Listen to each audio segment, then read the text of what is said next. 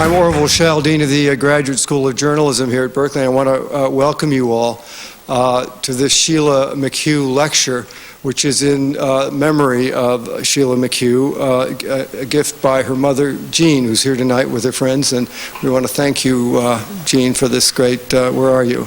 Can't see you. Right here. For this great gift to Berkeley.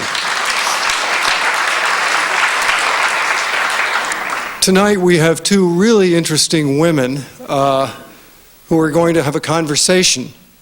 Cokie Roberts, as you all know, has been a political commentator for many years in ABC News, 15 years to be exact.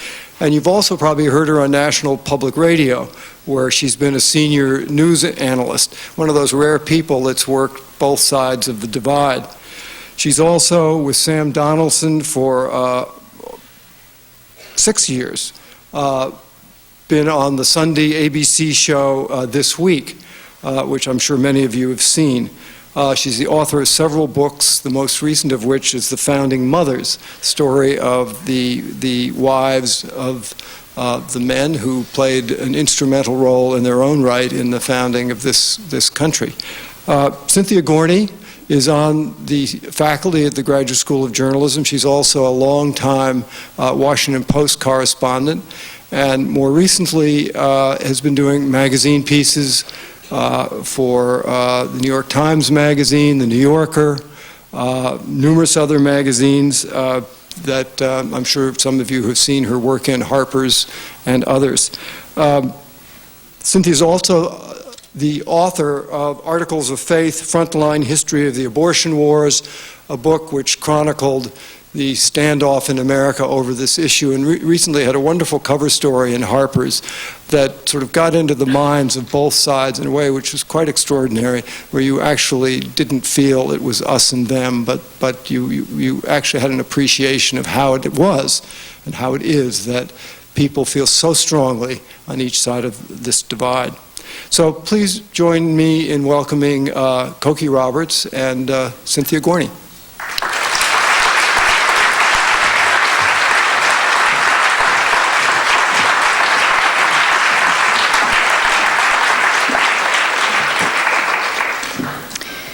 Well, Cokie, welcome again from me, and these are our visual aids. I brought my show and tell for any of you who will be rushing out from here to the bookstore. What I want to do with Cokie tonight and with you is take advantage of the really remarkable number of hats that she wears. As the dean said, she is known to us in the journalism school and to us in the greater reading community as a radio voice, as a television person of quite remarkable substance and depth. I was telling her earlier, one of the few people in TV whose names don't automatically bring a kind of look of disdain on the faces of most of my friends in print. We'll talk about that cultural divide in a bit. And what I want to do this evening is spend about 45 minutes talking to Cokie both about her new book, Founding Mothers, which is newly out in paperback, and her adventures in history, and in particular the history of women in the United States, and also, of course, about her role as not only a journalist, but someone unusually deeply steeped in political life in this country. Cokie, I want to start, as I said, with Founding Mothers. And I'd like you to just tell us, this is the full title of this book is Founding Mothers, The Women Who Raised Our Nation. And I'd like you to tell us the story of how this book came to be. And I know that for you, it starts with your own family. So start there. Well, it really starts because I grew up in politics. And my father was in politics from the time before I was born. He was in Congress. And then when he was killed in a plane crash in 1972, my mother ran for office and served for 17 years as well in the House of Representatives. She then retired and discovered that was extremely hard work. And a few years later, accepted at the age of 81 a new job in a new country as the United States ambassador to the Vatican, which put her in the position of representing Bill Clinton to the Pope. But Imagine the conversations in Rome. It was a tough job, but my mother could do it. But the women that I saw growing up were very strong women behind the scenes for the most part, and they ran everything.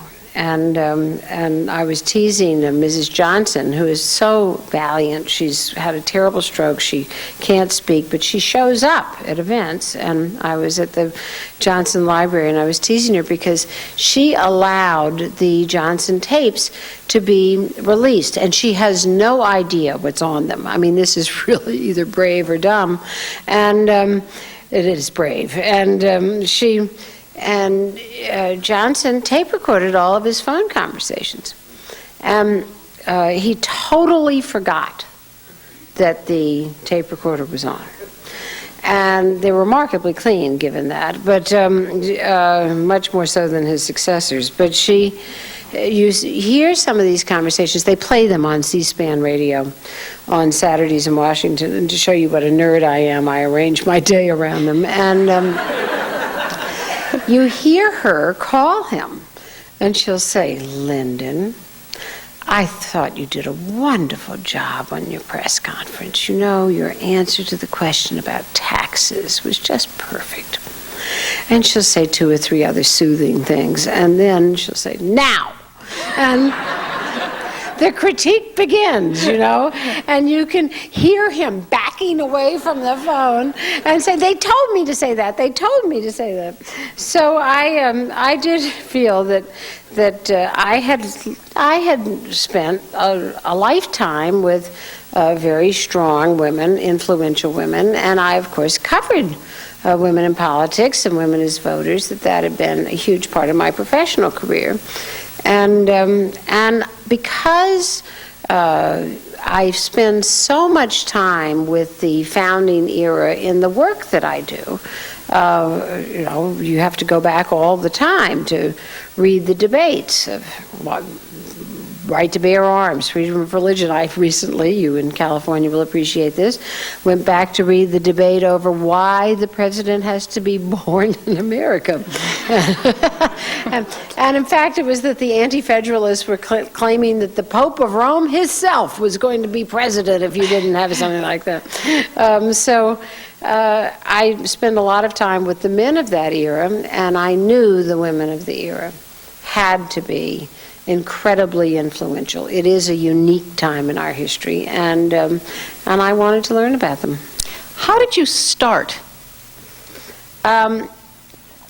In one of these books here, that's in your lovely show and tell, From This Day Forward, Steve and I wrote that book several years ago about marriage, and we included a chapter on John and Abigail Adams' marriage.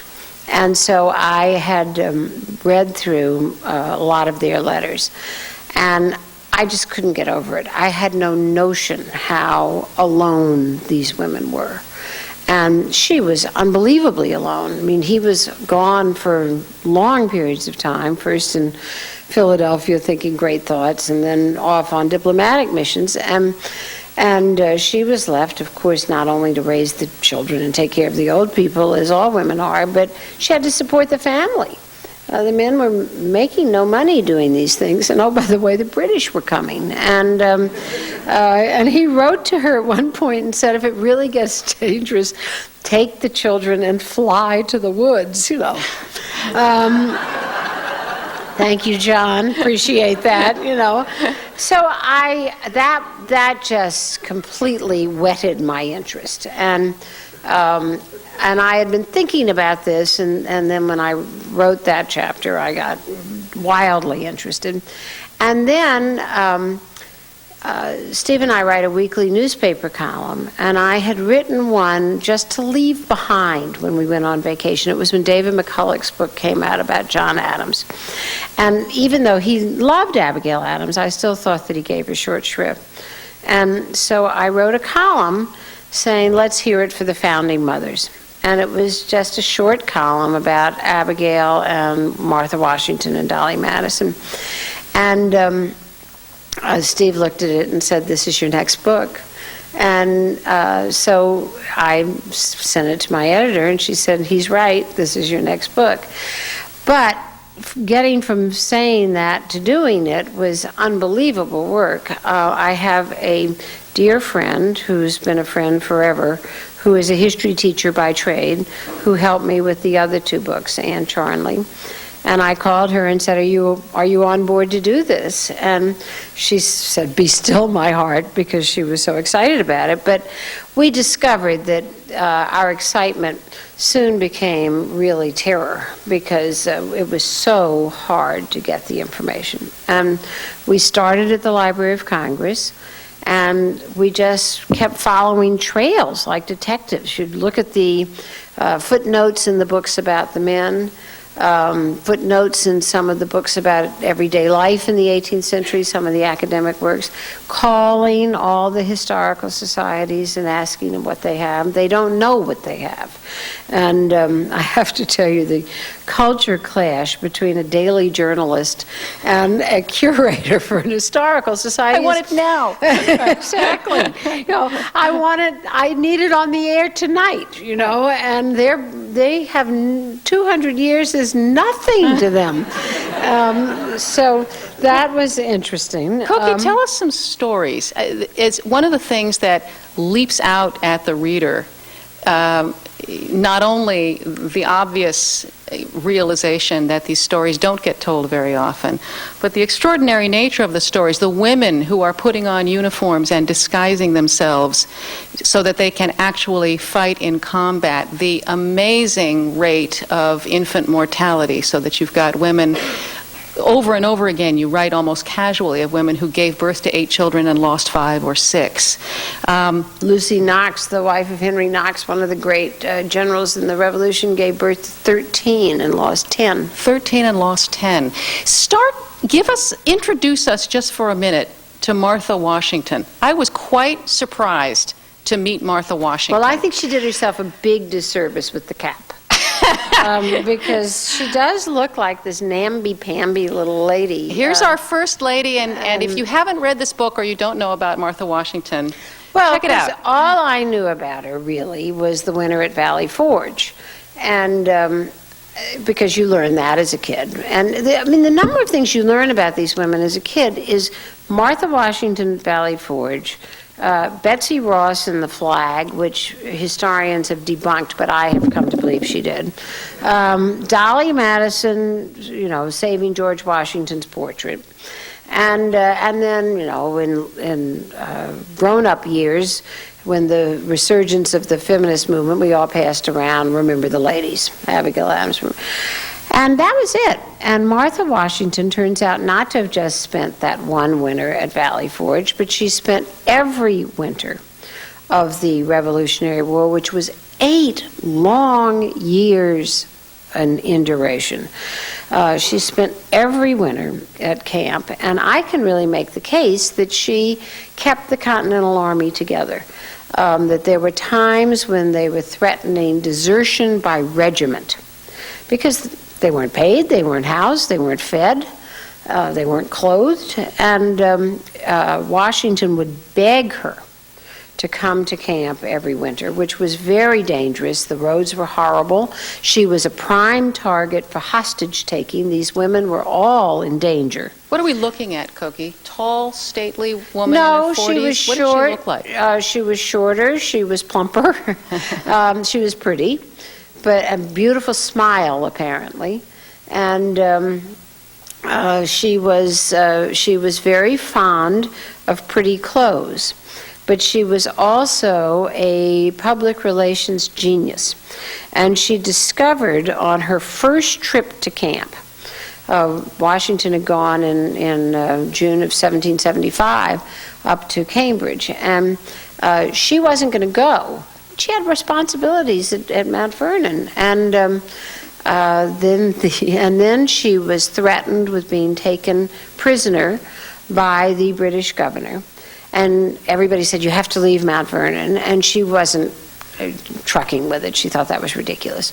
But she did briefly leave for a couple of days, but she came back. But then there was a story in the newspaper that the reason she was holed up at Mount Vernon was because she was a loyalist and she didn't support her husband. And so she understood that she had to go to camp. And she packed up her carriage and off she went. And she discovered along the way that people started coming out to see her and hailing the camp. The carriage, she wrote and said, "It's as if I were a very great somebody." So she understood that she had to play the role. So even though she did like her silks, she would show up in homespun at the appropriate occasions. And when she arrived at camp after a summer at Mount Vernon, she would bring foodstuffs and cloth that had been woven over the summer, and she would be cheered into camp by the soldiers. "Lady Washington is here." And then she and the other generals' wives would sew for the soldiers and cook for them and nurse them and pray with them and put on these great entertainments for them, song fest and dances, and there were times, as I say, when the desertion threats were very high, and George Washington felt that she and the other women, but particularly she, were absolutely essential to troop morale. It must have occurred to you as you were reading about these women who come across in your book as almost uniformly, I don't like to use the word feisty because it's kind of patronizing. But they were. They were tough. These were tough women who put up with hardships that most of us cannot begin to imagine. Yes, they make us look like really terrible All of sissies. us, male and female. Who would these women be today, and how would they perceive the proper sphere of women, and in particular of political women? I think there'd be political women today. I think there'd be, some of them would be, and some of them would be influential women behind the scenes today. But I think that this business of the proper sphere that Cynthia talks about was something these women in the 18th century talked about all the time, our sphere versus your sphere. But it was a myth because they were called upon to operate in every sphere. You've got Ben Franklin's wife running the whole postal service for the colonies while he's off thinking his great thoughts. Ben Franklin, I liked him, but no more. She's got a quote from Ben Franklin that she and you can just hear Cokie gnashing her teeth in the book. She's got Ben Franklin writing to his wife that women should never meddle in politics except to reconcile their husbands, brothers, and friends who happen to be on contrary sides. If your sex can keep cool, you may be a means of cooling ours the sooner and restoring more speedily that social harmony among fellow citizens that is so desirable after long and bitter dissensions. Yeah, he writes this as he is off in England. He basically abandoned her for the last dozen years of their marriage. He's lobbying for Pennsylvania with the British Parliament. The folks of Philadelphia felt that he was not ardently enough opposed to the Stamp Act. They thought he was a sellout on the Stamp Act. And she was not only left to run the business and run the postal service and buy and sell real estate, which was totally illegal for a married woman to do. Married women were not allowed to own property. But a mob marched on their house because they thought that he was a sellout on the Stamp Act. So cooling the tempers of the men. Yeah, she cooled him with a gun. I mean, she was a Quaker woman, and she's up there on the second floor defending the house, and he wrote to her and said, "Well done, Deborah." You know, she kept a mob from burning down the house, but he wouldn't come home, and she kept begging him to come home, and because she was lonely, she could manage, but she missed him. Well, you wonder, would these women be troublemakers today? Not necessarily. What would they be doing out there as Gavin Newsom's having gay couples get married? Well, Mrs. Newsom has been interesting in her own right. She certainly has. I think that I think that, as I say, I think some of them would be in politics themselves. Abigail Adams would be in politics herself. She'd be running. She wouldn't She'd be running. Mercy Otis Warren, who was the great propagandist of the revolution, would be writing. And I think... Would Rush Limbaugh have a name for Martha Washington? He'd be confused by Martha Washington. I mean, I do think Laura Bush plays this kind of role today. She's probably the most influential woman in America today, and I think that that people are confused about her. They don't understand how smart and influential she is, and I think the same thing would probably be true about Martha Washington today. Well, let's use that to bring ourselves more into the present time. I talked to you at a very interesting moment for me. I've just come back from a reporting trip in Missouri, where I was in central Missouri, and at one point was driving through the plains. I like to listen to AM radio when I'm on a reporting trip because since I live in Berkeley, it's a useful cultural immersion into another zone. Mars. And for 3 hours, you literally on AM radio could not hear anybody except one guy who was on farm prices, which seemed useful. Except not all that interesting. Sean Hannity was on 4 stations simultaneously, talking about nothing but Terry Schiavo. Rush Limbaugh was on one, and Dr. Laura was on one. And that was it. It was an interesting thing. So I want to start, I think, by talking to you about what a number of people outside the media have suggested to me is sort of one of these silly seasons we're having right now in journalism. People who don't work in the press have been lumping together in ways that I think aren't quite right, and I want to ask you about this, and it's interesting. The incessant coverage of the Michael Jackson trial and the incessant coverage of the Terry Schiavo case. So I want to start by asking you what happens when, as outsiders would say to me on this trip, the media gets hysterical about something and decides it's the story. And then let's talk about the 2 kinds of stories that those are, and sort of what happens in the media eye and in the public eye. So for starters, what happens to make the media, if there is such a thing, decide that this is the thing that's going to be the big story of the moment? Well, first of all, I don't think there is such a thing. The media? As the media. Right. I mean, you and I have worked in many newsrooms, and there's no organization whatsoever. It's chaos. And there's all different aspects of the media. But I think that and when you say incessant coverage, of course, what you're mainly talking about then is 24-hour cable news stations and, to some degree, radio. And I think Michael Jackson is in a completely different category. Michael Jackson is a big star. I must say, one to point about, this is probably now about 15 years ago at NPR, somebody put out over the PA system, Cokie Roberts does not know who Michael Jackson is. Was that true, or was that slander? It was true. It was totally true. But I now know him to be a big star. When Diane Sawyer interviewed him on primetime television, there was more viewers than the Super Bowl. It's unbelievable. So I think that's probably slacked off some, but now that he's there every day. But so he's in a category on his own, and it is also a story about sex. So I think that just becomes, it's in the category of all of the celebrity stories that have happened over the centuries. This is nothing new under the sun, of having the big story about somebody that everybody's heard of, and it's tawdry and it's scintillating and all of that. So, well, let me hold you there just for a moment before we go to what I think, and I'm guessing you'll agree, is the story of more substance. There is something that happens in those stories, isn't there, where you're in it, and so you sort of have to stay in it. There's a oh yes, the term of art, as you know, is we own the story. Right. And I think there is some of that. I have to admit to you, though, along the lines of not having heard of him 15 years ago, I have not followed the story. Well, there you go. And you work in the media. Yeah, but right? I don't have to watch that.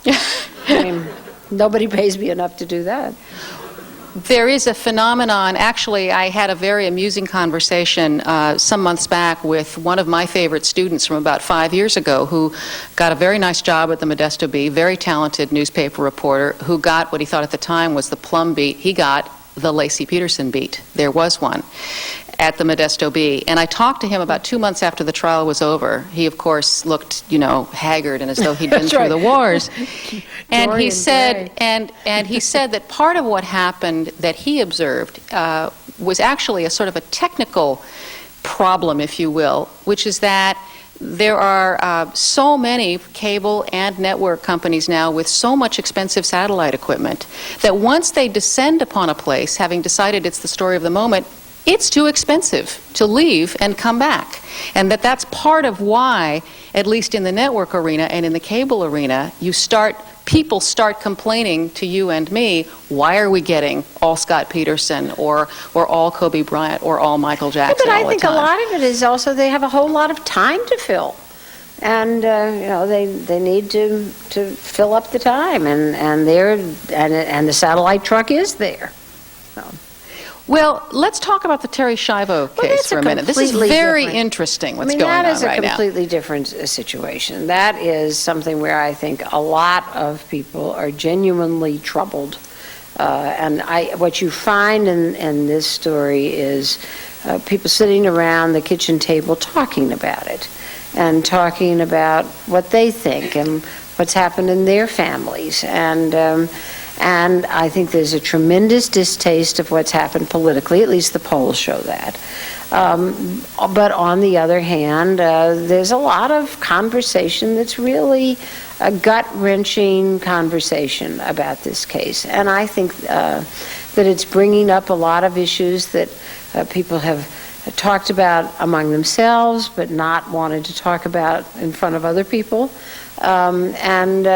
What's truly interesting is the role that the disability community is playing and saying, okay, you might not like what Congress did coming into session and grandstanding over a weekend, but, Tom DeLay trying to get the attention away from his ethics problems, but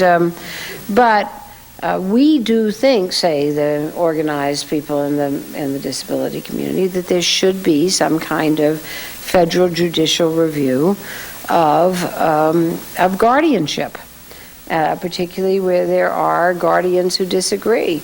And so there's some interesting public policy questions. There are very interesting moral questions. There are very interesting personal questions, medical questions that are all involved here. And unfortunately, it's turned into the circus that it has. Unfortunately, both for the woman in question and the families, but also, I think, unfortunately, for people who want to have and should, I think it's appropriate to have a serious conversation about it. As a television person, do you end up feeling a little trapped by the circus quality of it? You're no longer in the kind of job that would require you to run to Florida and stand with a microphone, but if you were, thank God. I heard a lot of conversation about this during the Monica Lewinsky awfulness as well. There wasn't a reporter on that beat who wasn't going home and, at what they had to do, but everybody felt trapped by the momentum of everybody else. That guy's writing about it, therefore I have to write it. Nobody could quite figure out how to put a spoke in the wheel and say, enough, we're over-covering this. Here's where we need to ratchet back. I really don't think that for a story like this that's the case. I mean, I think that this is a genuinely big story. And of course, Monica Lewinsky was a huge story. It involved the impeachment of the President of the United States. But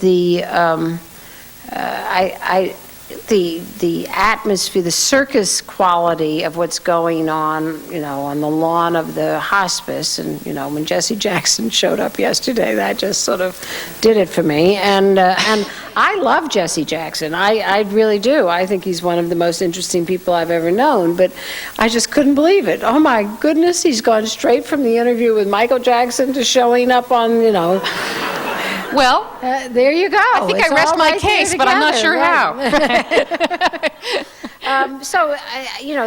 The being on the lawn part is not great, but I think the story itself is a legitimately large story. How's it different now than it was 15 years ago when there were no blogs, when AM radio felt different? It's always been a talk show haven, but it didn't quite feel like this. And when so much of the TV, particularly weekend TV and so on, wasn't people screaming at each other. What was it like at that point? Well, it was nice. Yeah. No, seriously, the Sunday shows at that point were really almost town meetings in the sense that this was where you could sit back at the end of a week, catch up on the news, hear a conversation from different perspectives about a big public policy issue, and then some commentary on those issues. But that was, I feel like I'm describing the 18th century, because although they would have never been civilized in that conversation, they were much more raucous than we. But that was before you had 24-hour news cycles with the two senators showing up, on cable and arguing with each other 5 hours a day. So by the time Sunday rolls around, there's really nothing more to be said. And what are you doing on that show? Well, how does that affect the way the political reporter works? What does it really mean for your daily experience, or the experience that you assume you would be having if you were in the trenches in that way now, when you have to compete with, let's start just with bloggers. The blogging phenomenon came out of nowhere and suddenly ate the presidential election. It was like all we were talking about for months afterward, it seemed. What does that kind of pressure mean, for starters, for someone like you? I don't think the blogging, I think the blogging certainly had tremendous impact on CBS, for instance. Explain.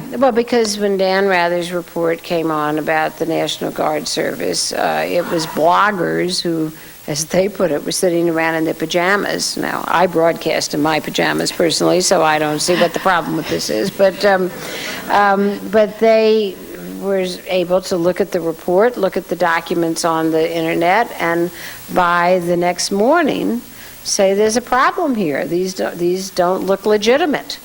And they were the ones who kept the pressure on, and CBS kept defending the report, and finally it was really the bloggers who forced them into naming a commission and looking into what had gone on. But that is really the most extreme thing that has happened, I think, in terms of bloggers in the press. In a day-to-day situation, they are not that much part of our world yet. I think that... You don't see your colleagues looking over their shoulders and spending an extra hour trying to figure out what Wonquette has to say? No, or what? I don't see that. No, I don't see that. What about the 24-hour presence that of is cable real, internet? and it's not just the cable, of course. It's the internet, and it's all of us have. Every news organization has an online reporting situation, and so and everybody's expected to report for it. And the problem with that is that if you are always on the air, either on the internet or on the radio or on television, you're not reporting. You're not. It's all derivative. So you're listening to somebody else's reporting, or you are reading the wires, or you are looking at a C-SPAN live feed, at least. That's to some degree reporting. But you're not using your own reporting skills to go and find your sources and talk to them, or call them up and talk to them. Because you are filing all the time rather than reporting.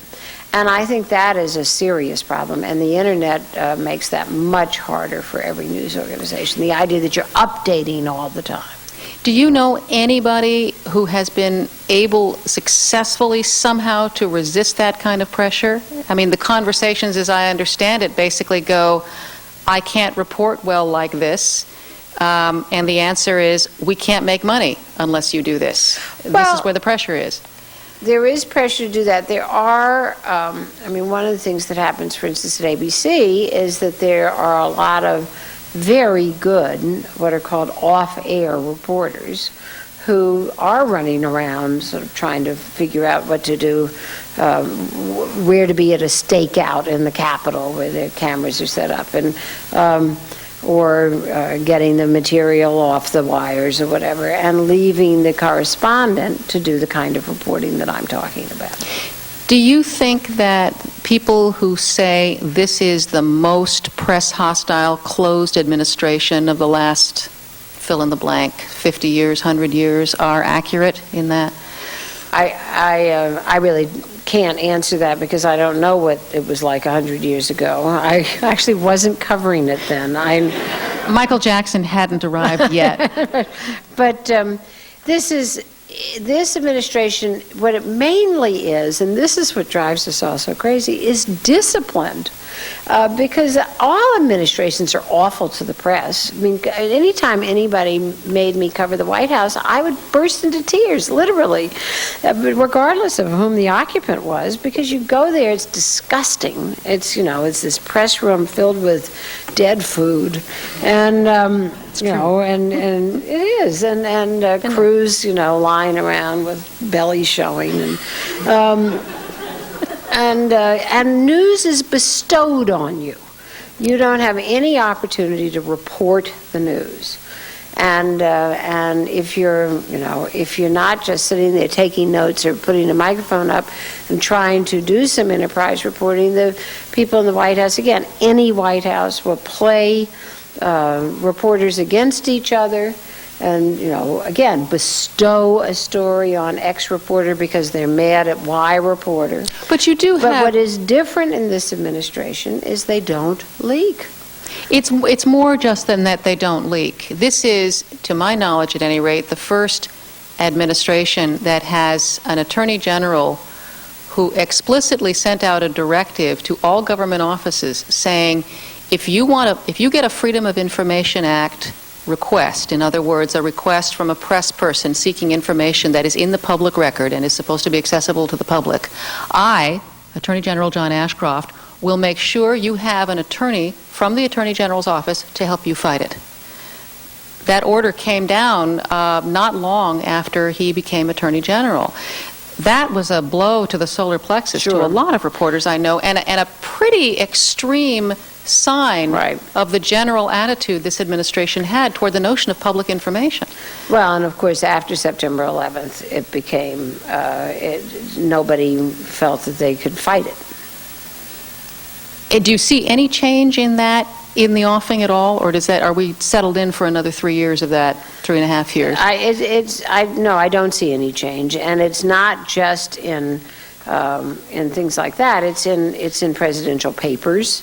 You know, I mean, there's a whole aura of secrecy, and I think part of this has to do with this president's history with that, which is that at the end of his father's administration, he started seeing the difficulties that arose when papers were made public, and with all the pardons around Iran-Contra. And so I think that he has no interest in that happening. Do you, I'm asking this question actually on behalf of a television friend of mine, a television reporter friend who is bemoaning the end of what he calls fact-based reporting in television. What has brought about the tremendous rise of people screaming at each other, basically? I think people are screaming at each other in every aspect of life. I mean, it is, you know, it is, the decline of civility is real and awful. And whether it's bumper stickers that say rude things or people in politics. Now, I can give you a long explanation about what has happened to polarize politics so much, and you know, you don't really want to hear that whole long thing, but... Well, we want to hear a short version of it. Yes, we do, actually, we do. Well, all right. There are two or three things. One is that the members of Congress do not come to Washington and live there. The whole notion that Washington was an evil place became politically the byword, and so... When? Well, mainly around the time that Newt Gingrich and company were trying to take over the House, and they at the time thought they couldn't do it fair and square, so they pressed for things like term limits, and their view was they had to destroy the village in order to save it, and that the running against the institution was very strong, but members of Congress have been doing that for a very long, from the beginning, right. In fact. Jimmy Carter came in running against government and against Washington, and that was certainly echoed by Reagan. Reagan did it for the second term, which is always interesting. And so all of that was there, and the notion that Washington, and also the Watergate, the Democrats who came in with the Watergate Congress were in seats that were so unsafe that they created the whole business of going home all the time and spending a huge amount of time in your district. And then that became the way people lived. People did not move to Washington. Well, what did that mean? That meant they didn't get to know each other.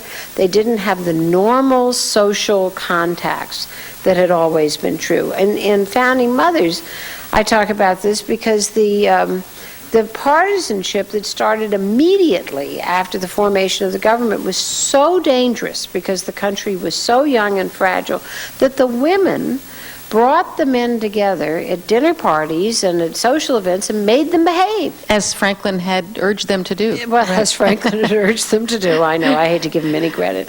But and that's gone from Washington. You do not have, as you did when I was growing up, people in the PTA together, people who go to church together. They're not there on the weekends. Now, when you say, as I was growing up, remind us a little about what that was like, because that was not what most of us in this room would regard as a conventional growing up. I believe that a Supreme Court justice officiated at your wedding, right? There was a little flurry because one of the guests was Lyndon Johnson, and they had to make sure he got there in time. So, but give us a sense of what it was like to be a part of that political and social scene. It was. First of all, it was a unique time in history because it was immediately after World War II. And it was a more congenial time politically. I mean, just if you go back and look at the records, that is the case, particularly, of course, in foreign policy. But there were some of the great battles of our time, Medicare, civil rights, all of that. And people genuinely disagreed with each other. I mean, I interviewed President Ford not too long ago, and he was great. And he was minority leader of Congress when my father was majority leader of Congress. And he said to me, you know, your dad and I would get in a cab, go downtown to the press club or someplace, and would have a debate. And would talk on the way down, what are we going to talk about when we get there? And then would have a debate. And he said, you know, it was genuine. We genuinely disagreed politically about how to approach certain problems, what the solutions were, all of that. And then we'd get back in the cab and go back to the Hill and, you know, and have a perfectly pleasant time. And later that evening have a drink together. I mean, that was the way it was. It was, you know, everybody, the byword was you could disagree without being disagreeable. Now people think you should be disagreeable even if you agree. And it is this notion of just always being hot and antagonistic, and some of it is media-driven, but also... Explain what you mean by it being media-driven. How is it media useful? The shows that have all of the screaming liberals and conservatives, you know. And when you book a show, nobody is interested in somebody who says, gee, I'm of mixed minds about that. Well, he'll never show up on the air. No, it's only the screamers that are invited on and given the microphones. But it's also, and the one other part of this, and this is actually relevant to something happening in California right now, is the drawing of district lines has been a tremendous force in terms of this, because members of Congress have a couple of things going on that just are completely at odds with how the founders conceived of the institution.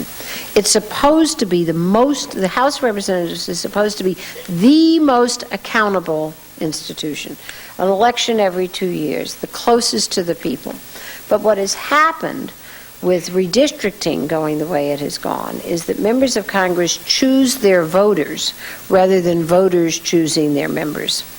And the seats are so safe and drawn to be so ideologically and often demographically homogeneous that people in Congress no longer have to listen to anyone who disagrees with them.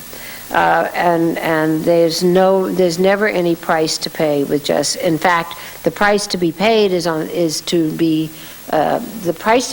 if you are not ideological and straight down the party line at the broadest extremes of the party on both sides, because that's the way the districts have been drawn.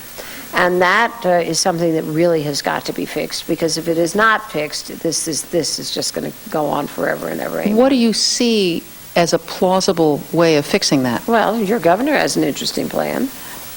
Explain. Well, I mean, he wants to put a referendum on the ballot to have a court do it. And in fact, Iowa, where there is basically a judicial drawing of the lines, and now to make that constitutional, the state legislature has to cede that power. But we had more contested elections in Iowa in the last election than we did in New York, California, and Illinois combined. And Iowa doesn't have that many people. I wonder, from your perspective in Washington, what you see as you watch the post-November election Democratic Party struggling to pick itself up. There is undoubtedly a different sense of it that you get as you're sort of close to the conversations as they're developing.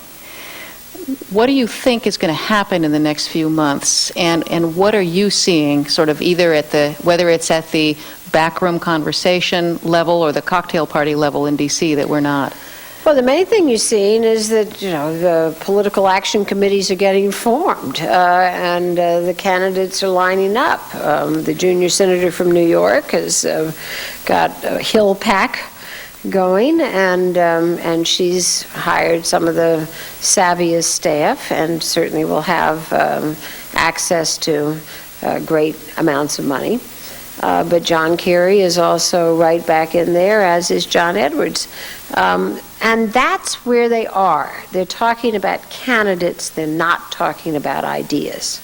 And that's a problem. It's a huge problem. Bill Bradley had a very interesting op-ed today in the New York Times about the pyramid and how the Republican Party over the decades has built a pyramid from the bottom up, and the top part of the pyramid is the president.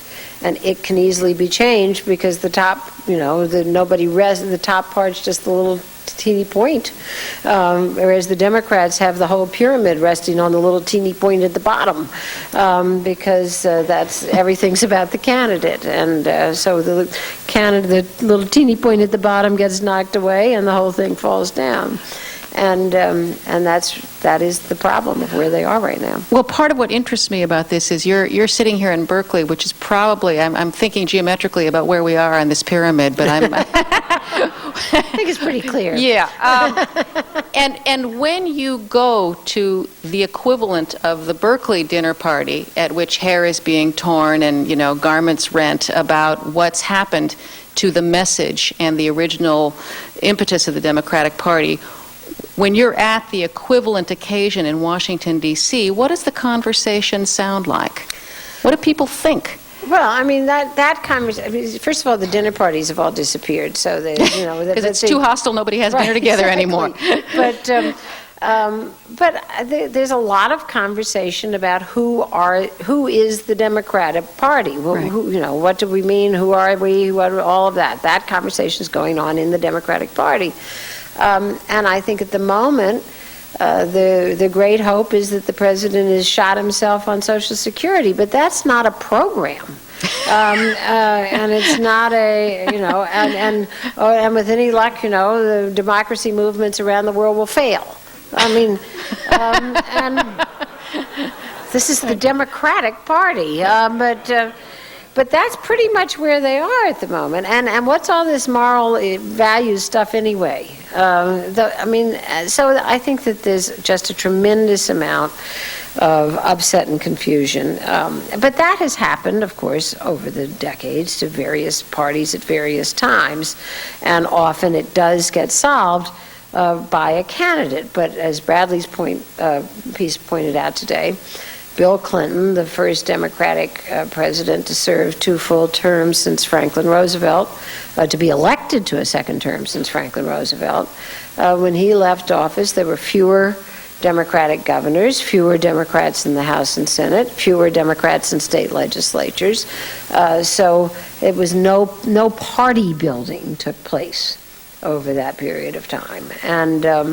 And there really has not been any party building for a very long time. And whether they are willing to try to come together and do that, or whether they will separate into just different candidate groups and hope somebody wins, regardless of what he says, I think that that question's still out. If I had to bet, I'll go with the candidate-based campaign. Two final things. What's your next book project? Do you know yet? Oh, yes. You're climbing around in this women's history pretty rigorously now. What are you doing? What are you going to do next? Well, this book was supposed to go to the election of John Quincy Adams, which would literally be the next generation. But it started to get way out of control, and it was getting much, much too big. So I stopped it with the election of John Adams, because that was the first peaceful transfer of power, other than hereditary power. So now I am going to write the period from the election of John Adams to the election of John Quincy Adams, which gets us some great stuff. It gets us Abigail Adams' tenure as First Lady, which makes Hillary Clinton look like a shy retiring violet, and Dolly Madison's fabulous tenure, and the Louisiana Purchase, which is my own family, and early Washington. So that will be a lot of fun to write. Well, one of the unusual aspects of this book is that it closes with a set of recipes. I wonder whether you've tried any of them. I have. You have, but I'm guessing you haven't tried the one I'm going to ask you to read. So if you would do us the kindness of, here, I've got it marked out for you if you want. Oh, okay. Of reading this recipe along with its title. All right. Now, I put recipes in here for a couple of reasons. I put them in as a point of reference, a point of connection. You can look at these recipes and you can say, that's I can make that crab soup, and Martha Washington made that crab soup, and that's great. I would recommend adding some corn and Tabasco to her recipe, so I did it for that reason, but I included this particular recipe because it was the yuckiest thing I had ever seen in my life. And I just thought it was so hysterically funny and disgusting. And this is a recipe from Eliza Pinckney, who was, probably the most remarkable woman in the book. At the age of 16, she was left in charge of 3 plantations in South Carolina by her father, and her story is quite remarkable. She introduced the planting of indigo into the United States. It wasn't the United States yet. And this is from hers and her daughter's cookbook, and this is to dress a calf's head. Boil the head until the tongue will peel.